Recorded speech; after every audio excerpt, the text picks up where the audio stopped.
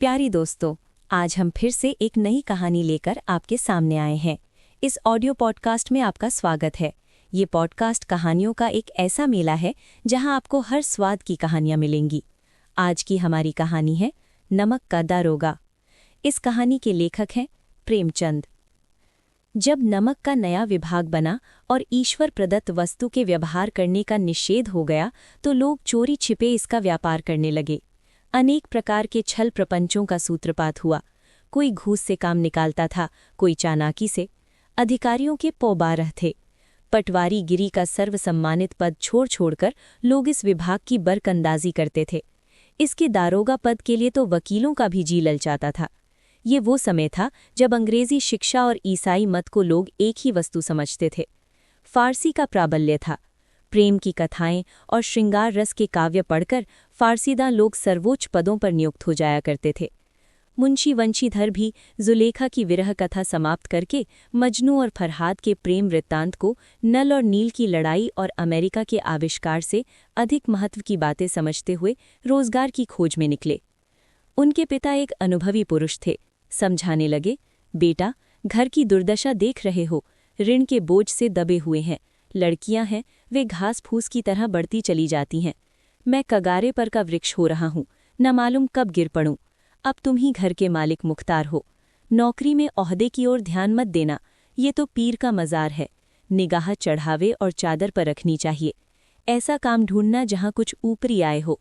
मासिक वेतन तो पूर्णमासी का चांद है, जो एक दिन दिखाई देता है और घटते घटते लुप्त हो जाता है। ऊपरी आय बहता हुआ स्रोत है, जिससे सदैव प्यास बुझती है। वेतन मनुष्य देता है, इसी से उसमें वृद्धि नहीं होती। ऊपरी आमदनी ईश्वर देता है, इसी से उसकी बरकत होती है। तुम स्वयं विद्वान हो, तुम्हें क्या समझाऊं। इस विषय में विवेक की बड़ी आवश्यकता है। मनुष्य को देखो, उसकी आवश्यकता को देखो और अवसर को देखो। उसके उपरांत जो उचित समझो करो। गरज वाले आदमी के साथ कठोरता करने में लाभ ही लाभ है, लेकिन बेगरज को दांव पर पाना जरा कठिन है। इन बातों को निगाह में बांध लो, ये मेरी जन्म भर की कमाई है। इस उपदेश के बाद पिताजी ने आशीर्वाद दिया। वंशीधर आज्ञाकारी पुत्र थे। ये बातें ध्यान से सुनी और तब घर से चल खड़े हुए। इस विस्तृत संसार में उनके लिए धैर्य अपना मित्र, बुद्धि अपनी पथ प्रदर्शक और आत्मावलंबन ही अपना सहायक था। लेकिन अच्छे शकुन से चले थे। जाते ही जाते नमक विभाग के दारोगा पद पर प्रतिष्ठित हो गए। वेतन अच्छा और ऊपरी आय का तो ठिकाना ही न था। वृद्ध मुंशी जी को सुख संवाद मिला तो फूले न समाये। महाजन कुछ नर्म पड़े, कलवार की आशा लता लहलहाई। पड़ोसियों के हृदय में शूल उठने लगे। जाड़े के दिन थे और रात का समय। नमक के सिपाही चौकीदार नशे में मस्त थे। मुंशी वंशीधर को यहाँ आए अभी 6 महीनों से अधिक न हुए थे, लेकिन इस थोड़े समय में ही उन्होंने अपनी कार्यकुशलता और उत्तम आचार से अफसरों को मोहित कर लिया था। अफसर लोग उन पर बहुत विश्वास करने लगे। नमक के दफ्तर से 1 मील पूर्व की ओर जमुना बहती थी। उस पर नावों का एक पुल बना हुआ था। दारोगा जी किवाड़ बंद किए मीठी नींद सो रहे थे। अचानक आंख खुली तो नदी के प्रवाह की जगह गाड़ियों की गड़गड़ाहट तथा मल्लाहों का कोलाहल सुनाई दिया। उठ बैठे, इतनी रात गए गाड़ियां क्यों नदी के पार जाती हैं? अवश्य कुछ न कुछ गोलमाल है। तर्क ने भ्रम को पुष्ट किया। वर्दी पहनी, तमंचा जेब में रखा और बात की बात में घोड़ा बढ़ाए हुए पुल पर आ पहुंचे। गाड़ियों की एक लंबी कतार पुल के पार जाती देखी। डांट कर पूछा, किसकी गाड़ियां हैं? थोड़ी देर तक सन्नाटा रहा। आदमियों में कुछ कानाफूसी हुई। तब आगे वाले ने कहा, पंडित अलोपीदीन की। कौन पंडित अलोपीदीन? दातागंज के। मुंशी वंशीधर चौंके। पंडित अलोपीदीन इस इलाके के सबसे प्रतिष्ठित जमींदार थे। लाखों रुपए का लेन देन करते थे। इधर छोटे से बड़े कौन ऐसे थे जो उनके ऋणी न हों? व्यापार भी बड़ा लंबा चौड़ा था। बड़े चलते पुर्जे आदमी थे। अंग्रेज अफसर उनके इलाके में शिकार खेलने आते और उनके मेहमान होते। 12 मास सदा व्रत चलता था। मुंशी ने पूछा, गाड़ियां कहाँ जाएंगी? उत्तर मिला, कानपुर। लेकिन इस प्रश्न पर कि इनमें क्या है, सन्नाटा छा गया। दारोगा साहब का संदेह और भी बढ़ा। कुछ देर तक उत्तर की बाट देखकर वो जोर से बोले, क्या तुम सब गूंगा हो गए हो? हम पूछते हैं इनमें क्या लदा है। जब इस बार भी कोई उत्तर न मिला तो उन्होंने घोड़े को एक गाड़ी से मिलाकर बोरे को टटोला। भ्रम दूर हो गया। ये नमक के ढेले थे। पंडित अलोपीदीन अपने सजीले रथ पर सवार कुछ सोते कुछ जागते चले आते थे। अचानक कई गाड़ीवानों ने घबराए हुए आकर जगाया और बोले, महाराज, दारोगा ने गाड़ियां रोक दी हैं और घाट पर खड़े आपको बुलाते हैं। पंडित अलोपी दीन का लक्ष्मी जी पर अखंड विश्वास था। वो कहा करते थे कि संसार का तो कहना ही क्या, स्वर्ग में भी लक्ष्मी का ही राज्य है। उनका ये कहना यथार्थ ही था। न्याय और नीति सब लक्ष्मी के ही खिलौने हैं, इन्हें वो जैसे चाहती हैं नचाती हैं। लेटे ही लेटे गर्व से बोले, चलो हम आते हैं। ये कहकर पंडित जी ने बड़ी निश्चिंतता से पान के बीड़े लगाकर खाए, फिर लिहाफ ओढ़े हुए दारोगा के पास आकर बोले, बाबूजी आशीर्वाद, कहिए हमसे ऐसा कौन सा अपराध हुआ कि गाड़ियां रोक दी गईं? हम ब्राह्मणों पर तो आपकी कृपा दृष्टि रहनी चाहिए। वंशीधर रुखाई से बोले, सरकारी हुक्म। पंडित अलोपी दीन ने हंसकर कहा, हम सरकारी हुक्म को नहीं जानते और न सरकार को। हमारे सरकार तो आप ही हैं। हमारा और आपका तो घर का मामला है। हम कभी आपसे बाहर हो सकते हैं? आपने व्यर्थ का कष्ट उठाया। ये हो नहीं सकता कि इधर से जाएं और इस घाट के देवता को भेंट न चढ़ावें। मैं तो आपकी सेवा में स्वयं ही आ रहा था। वंशीधर कर ऐश्वर्य की मोहिनी वंशी का कुछ प्रभाव न पड़ा। ईमानदारी की नई उमंग थी। कड़क कर बोले, हम उन नमक हरामों में नहीं हैं जो कौड़ियों पर अपना ईमान बेचते फिरते हैं। आप इस समय हिरासत में हैं। आपको कायदे के अनुसार चालान होगा। बस मुझे अधिक बातों की फुर्सत नहीं है। जमादार बदलू सिंह, तुम इन्हें हिरासत में ले चलो, मैं हुक्म देता हूँ। पंडित अलोपी दीन स्तंभित हो गए। गाड़ीवानों में हलचल मच गई। पंडित जी के जीवन में कदाचित ये पहला ही अवसर था कि पंडित जी को ऐसी कठोर बातें सुननी पड़ी। बदलू सिंह आगे बढ़ा, किंतु रोब के मारे ये साहस न हुआ कि उनका हाथ पकड़ सके। पंडित जी ने धर्म को धन का ऐसा निरादर करते कभी न देखा था। विचार किया कि ये अभी उद्दंड लड़का है, माया मोह के जाल में अभी नहीं पड़ा, अल्हड़ है, झिझकता है। बहुत दीन भाव से बोले, बाबू साहब, ऐसा न कीजिए, हम मिट जाएंगे, इज्जत धूल में मिल जाएगी। हमारा अपमान करने से आपके हाथ क्या आएगा? हम किसी तरह आपसे बाहर थोड़े ही हैं। वंशीधर ने कठोर स्वर में कहा, हम ऐसी बातें नहीं सुनना चाहते। पंडित अलोपी दीन ने जिस सहारे को चट्टान समझ रखा था, वो पैरों के नीचे खिसकता हुआ मालूम हुआ। स्वाभिमान और धन ऐश्वर्य की कड़ी चोट लगी, किंतु अभी तक धन की सांख्यिक शक्ति का पूरा भरोसा था। अपने मुख्तार से बोले, लालाजी, 1000 के नोट बाबू साहब की भेंट करो। आप इस समय भूखे सिंह हो रहे हैं। वंशीधर ने गर्म होकर कहा, 1000 नहीं, 1,00,000 भी मुझे सच्चे मार्ग से नहीं हटा सकते। धर्म की इस बुद्धिहीन दृढ़ता और देव दुर्लभ त्याग पर मन बहुत झुंझलाया। अब दोनों शक्तियों में संग्राम होने लगा। धन ने उछल उछल कर आक्रमण करने शुरू किए। 1 से 5, 5 से 10, 10 से 15 और 15 से 20,000 तक नौबत पहुंची, किंतु धर्म अलौकिक वीरता के साथ बहुसंख्यक सेना के सम्मुख अकेला पर्वत की भांति अटल अविचलित खड़ा था। अलोपी दीन निराश होकर बोले, अब इससे अधिक मेरा साहस नहीं, आगे आपका अधिकार है। वंशीधर ने अपने जमादार को ललकारा। बदलू सिंह मन में दारोगा जी को गालियां देता हुआ पंडित अलोपी दीन की ओर बढ़ा। पंडित जी घबराकर 2-3 कदम पीछे हट गए। अत्यंत दीनता से बोले, बाबू साहब, ऐसा न कीजिए, हम मिट जाएंगे, इज्जत धूल में मिल जाएगी। हमारा अपमान करने से आपके हाथ क्या आएगा? हम किसी तरह आपसे बाहर थोड़े ही हैं। वंशीधर ने कठोर स्वर में कहा, हम ऐसी बातें नहीं सुनना चाहते। अलोपी दीन ने जिस सहारे को चट्टान समझ रखा था, वो पैरों के नीचे खिसकता हुआ मालूम हुआ। स्वाभिमान और धन ऐश्वर्य की कड़ी चोट लगी, किंतु अभी तक धन की सांख्यिक शक्ति का पूरा भरोसा था। अपने मुख्तार से बोले, लालाजी, 1000 के नोट बाबू साहब की भेंट करो। आप इस समय भूखे सिंह हो रहे हैं। वंशीधर ने गर्म होकर कहा, 1000 नहीं, 1,00,000 भी मुझे सच्चे मार्ग से नहीं हटा सकते। धर्म की इस बुद्धिहीन दृढ़ता और देव दुर्लभ त्याग पर मन बहुत झुंझलाया। अब दोनों शक्तियों में संग्राम होने लगा। धन ने उछल उछल कर आक्रमण करने शुरू किए। 1 से 5, 5 से 10, 10 से 15 और 15 से 20,000 तक नौबत पहुंची, किंतु धर्म अलौकिक वीरता के साथ बहुसंख्यक सेना के सम्मुख अकेला पर्वत की भांति अटल अविचलित खड़ा था। अलोपी दीन निराश होकर बोले, अब इससे अधिक मेरा साहस नहीं, आगे आपका अधिकार है। वंशीधर ने अपने जमादार को ललकारा। बदलू सिंह मन में दारोगा जी को गालियां देता हुआ पंडित अलोपी दीन की ओर बढ़ा। पंडित जी घबराकर 2-3 कदम पीछे हट गए। अत्यंत दीनता से बोले, बाबू साहब, ऐसा न कीजिए, हम मिट जाएंगे, इज्जत धूल में मिल जाएगी। हमारा अपमान करने से आपके हाथ क्या आएगा? हम किसी तरह आपसे बाहर थोड़े ही हैं। पंडित जी घबराकर 2-3 कदम पीछे हट गए। अत्यंत दीनता से बोले, बाबू साहब, ईश्वर के लिए मुझ पर दया कीजिए, मैं 25,000 पर निपटारा करने का तैयार हूँ। असंभव बात है। 30,000 पर? किसी तरह भी संभव नहीं। क्या 40,000 पर भी नहीं?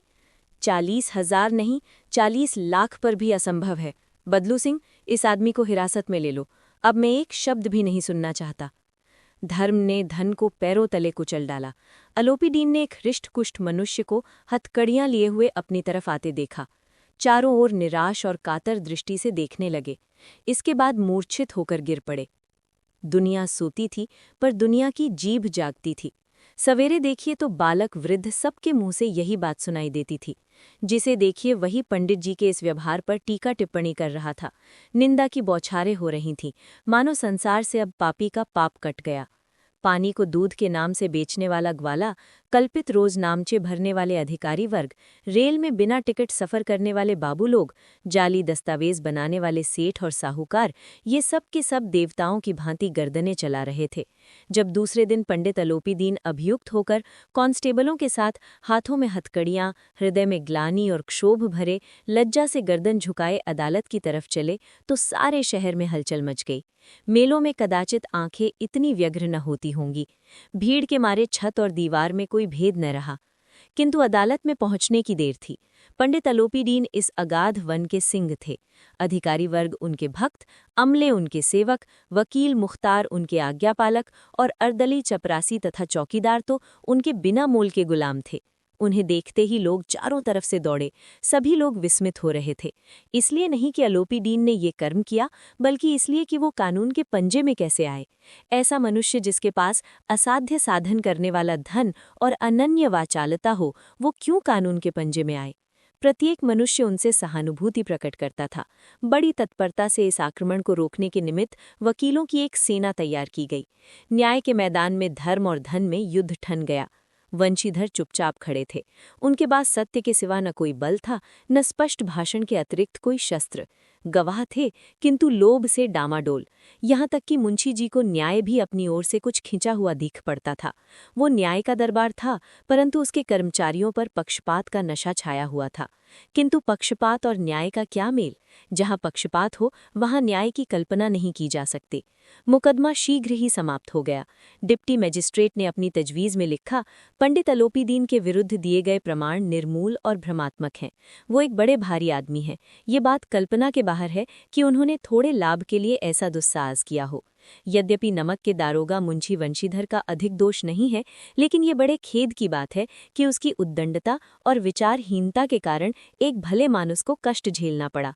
हम प्रसन्न हैं कि वो अपने काम में सजग और सचेत रहता है, किंतु नमक से मुकदमे की बढ़ी हुई नमक हलाली ने उसके विवेक और बुद्धि को भ्रष्ट कर दिया। भविष्य में उसे होशियार रहना चाहिए। वकीलों ने ये फैसला सुना और उछल पड़े। पंडित अलोपीदीन मुस्कुराते हुए बाहर निकले। स्वजन बांधवों ने रुपए की लूट की। उदारता का सागर उमड़ पड़ा। उसकी लहरों ने अदालत की नींव तक हिला दी। जब वंशीधर बाहर निकले तो चारों ओर उनके ऊपर व्यंग्य बाणों की वर्षा होने लगी। चपरासियों ने झुक झुककर सलाम किए, किंतु इस समय एक एक कटुवाक्य, एक एक संकेत उनकी गर्वाग्नि को प्रज्वलित कर रहा था। कदाचित इस मुकदमे में सफल होकर वो इस तरह अकड़ते हुए न चलते। आज उन्हें संसार का एक खेदजनक विचित्र अनुभव हुआ। न्याय और विद्वत्ता, लंबी चौड़ी उपाधियां, बड़ी बड़ी दाढ़ियां, ढीले चोंगे, एक भी सच्चे आदर का पात्र नहीं है। वंशीधर ने धन से बैर मोल लिया था, उसका मूल्य चुकाना अनिवार्य था। कठिनता से 1 सप्ताह बीता होगा कि मुअत्तली सा परवाना आ पहुंचा। कार्यपरायणता का दंड मिला। बेचारे भग्न हृदय, शोक और खेद से व्यथित घर को चले। बूढ़े मुंशी जी तो पहले से ही कुड़बुड़ा रहे थे कि चलते चलते इस लड़के को समझाया था, लेकिन इसने एक न सुनी। सब मनमानी करता है। हम तो कलवार और कसाई के तगादे सहें, बुढ़ापे में भगत बनकर बैठे और वहां बस वही सूखी तनख्वाह। हमने भी तो नौकरी की है और कोई ओहदेदार नहीं थे, लेकिन काम किया, दिल खोल कर किया, और आप ईमानदार बनने चले हैं। घर में चाहे अंधेरा हो, मस्जिद में अवश्य दिया जलाएंगे। खेद ऐसी समझ पर, पढ़ना लिखना सब अकारथ गया। इसी के कुछ दिनों बाद जब मुंशी वंशीधर इस दुरवस्था में घर पहुंचे और बूढ़े पिताजी ने समाचार सुना तो सिर पीट लिया। बोले, जी चाहता है कि तुम्हारा और अपना सिर फोड़ लो। बहुत देर तक पछता पछताकर हाथ मलते रहे। क्रोध में कुछ कठोर बातें भी कहीं, और यदि वंशीधर वहां से टल न जाता तो अवश्य ही ये क्रोध विकट रूप धारण करता। वृद्ध माता को भी दुख हुआ। जगन्नाथ और रामेश्वर यात्रा की कामनाएं मिट्टी में मिल गईं। पत्नी ने कई दिनों तक सीधे मुंह बात तक नहीं की। इसी प्रकार एक सप्ताह बीत गया। संध्या का समय था। बूढ़े मुंशी जी बैठे बैठे राम नाम की माला जप रहे थे। इसी समय उनके द्वार पर सजा हुआ रथ आकर रुका। हरे और गुलाबी पर्दे, पछहिए बैलों की जोड़ी, उनकी गर्दनों में नीले धागे, सींग पीतल से जुड़े हुए, कई नौकर लाठियां कंधों पर रखे साथ थे। मुंशी जी अगवानी को दौड़े। देखा तो पंडित अलोपी दीन है। झुककर दंडवत की और लल्लो चप्पो की बातें करने लगे। हमारा भाग्य उदय हुआ जो आपके चरण इस द्वार पर आए। आप हमारे पूज्य देवता हैं। आपको कौन सा मुंह दिखावे? मुंह में तो कालिख लगी हुई है, किंतु क्या करें, लड़का अभागा को पूत है, नहीं तो आपसे क्यों मुंह छिपाना पड़ता। ईश्वर निह संतान चाहे रखे, पर ऐसी संतान न दे। अलोपी दीन ने कहा, नहीं भाई साहब, ऐसा न कहिए। मुंशी जी चकित होकर कहा, ऐसी संतान को और क्या कहूं? अलोपी दीन ने वात्सल्यपूर्ण स्वर में कहा, कुल तिलक और पुरखों की कीर्ति उज्ज्वल करने वाले संसार में ऐसे कितने धर्मपरायण मनुष्य हैं जो धर्म पर अपना सब कुछ अर्पण कर सके। पंडित अलोपी दीन ने वंशीधर से कहा, दारोगा जी, इसे खुशामद न समझिए। खुशामद करने के लिए मुझे इतना कष्ट उठाने की जरूरत न थी। उस रात को आपने अपने अधिकार बल से अपनी हिरासत में लिया था, किंतु आज मैं स्वेच्छा से आपके हिरासत में आया हूँ। मैंने हजारों रईस और अमीर देखे, हजारों उच्च पदाधिकारियों से काम पड़ा, किंतु परास्त किया तो आपने। मैंने सबको अपना और अपने धन का गुलाम बनाकर छोड़ दिया। मुझे आज्ञा दीजिए कि आपसे कुछ विनय करूं। वंशीधर ने अलोपी दीन को आते देखा तो उठकर सत्कार किया, किंतु स्वाभिमान सहित। समझ गए कि ये महाशय मुझे लज्जित करने और जलाने आए हैं। क्षमा प्रार्थना की चेष्टा नहीं की, वरन उन्हें अपने पिता की ये ठकुर सुहाती की बात असह्य सी प्रतीत हुई। पर पंडित जी की बातें सुनी तो मन की मैल मिट गई। पंडित जी की ओर उड़ती हुई दृष्टि से देखा। सद्भाव झलक रहा था। गर्व ने अब लज्जा के सामने सिर झुका दिया। शर्माते हुए बोले, ये आपकी उदारता है जो ऐसा कहते हैं। मुझसे जो कुछ अविनय हुई है उसे क्षमा कीजिए। मैं धर्म की बेड़ी में जकड़ा हुआ था, नहीं तो वैसे मैं आपका दास हूँ। जो आज्ञा होगी वो मेरे सिर माथे पर है। अलोपी दीन ने विनीत भाव से कहा, नदी तट पर आपने मेरी प्रार्थना नहीं स्वीकार की थी, किंतु आज स्वीकार करनी पड़ेगी। वंशीधर बोले, मैं किस योग्य हूँ, किंतु जो कुछ सेवा मुझसे हो सकती है उसमें त्रुटि न होगी। अलोपी दीन ने एक स्टाम्प लगा हुआ पत्र निकाला और उसे वंशीधर के सामने रखकर बोले, इस पद को स्वीकार कीजिए और अपने हस्ताक्षर कर दीजिए। मैं ब्राह्मण हूँ, जब तक ये सवाल पूरा न कीजिएगा द्वार से न हटूंगा। मुंशी वंशीधर ने उस कागज को पढ़ा तो कृतज्ञता से आंखों में आंसू भर आए। पंडित अलोपी दीन ने उनको अपनी सारी जायदाद का स्थायी मैनेजर नियुक्त किया था। 6000 वार्षिक वेतन के अतिरिक्त रोजाना खर्च अलग, सवारी के लिए घोड़ा, रहने को बंगला, नौकर चाकर मुफ्त। कंपित स्वर में बोले, पंडित जी, मुझ में इतनी सामर्थ्य नहीं है कि आपकी उदारता की प्रशंसा कर सकूं, किंतु ऐसे उच्च पद के योग्य नहीं हूं। अलोपी दीन हंसकर बोले, मुझे इस समय एक अयोग्य मनुष्य की ही जरूरत है। वंशीधर ने गंभीर भाव से कहा, यूं मैं आपका दास हूं, आप जैसे कीर्तिवान सज्जन पुरुष की सेवा करना मेरे लिए सौभाग्य की बात है, किंतु मुझमें न विद्या है, न बुद्धि, न वो स्वभाव जो इन त्रुटियों की पूर्ति कर देता है। ऐसे महान कार्य के लिए एक बड़े मर्मज्ञ अनुभवी मनुष्य की जरूरत है। अलोपी दीन ने कलमदान से कलम निकाली और उसे वंशीधर के हाथ में देकर बोले, न मुझे विद्वता की चाह है, न अनुभव की, न मर्मज्ञता की, न कार्यकुशलता की। इन गुणों के महत्व का परिचय खूब पा चुका हूँ।